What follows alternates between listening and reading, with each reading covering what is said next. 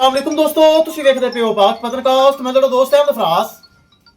ਦੋਸਤੋ ਸਭ ਤੋਂ ਪਹਿਲੇ ਰਿਕੁਐਸਟ ਹੈ ਪੇਜ ਨੂੰ ਫਾਲੋ ਕਰ ਲਓ ਤਾਂ ਕਿ ਸਾਡੀ ਹਰ ਆਉਣ ਵਾਲੀ ਵੀਡੀਓ ਮੇਰੇ ਬਰਾਬਰ ਵੇਖ ਸਕਣ। ਕਿਸੇ ਮੇਰੇ ਬਰਾਬਰ ਨੂੰ ਅੱਛੀ ਨਸਲ ਦਾ ਜਾਨਵਰ ਚਾਹੀਦਾ ਹੋਵੇ ਬਾਇਤਮਾਦ और भरोसे में परचेज कर सकता है। लोकेशन है बुंगा हयात, तहसीलो जिला पाक पतन शरीफ। मोबाइल नंबर है साडा 0300 पूरा 87 54 743। व्हाट्सएप नंबर भी यही है जी, लोकल नंबर भी यही है। माशाल्लाह वड्डी गाय नाल एक और पहलन बच्ची जोड़ा बाहर साडे कोल आए लाहौर तो। थोड़ी जी गलबात करांगे ते फिर करांगे लोडिंग। धोखा फराड हेरा फेरी तो नहीं होया। आओ जी इतने नेड़े लग गया।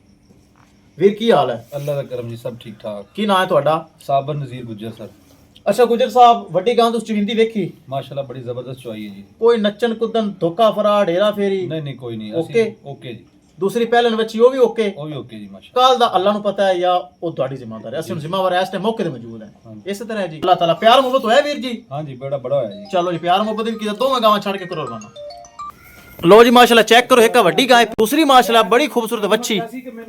ए चेक करो पोपट रंगी बच्ची माशाल्लाह, जर्सी पूरी। चेक करो माशाल्लाह तोहफा। ले चलो जोड़ा माशाल्लाह मालका परचे ले चलो। की वेखदे पैने ए माशाल्लाह जा रही है। अल्लाह ताला मालका दे नसीब करे। लो जी चेक करो क्वालिटी माशाल्लाह गब्बन है, हफ्ता लै जैसी सुमन चों।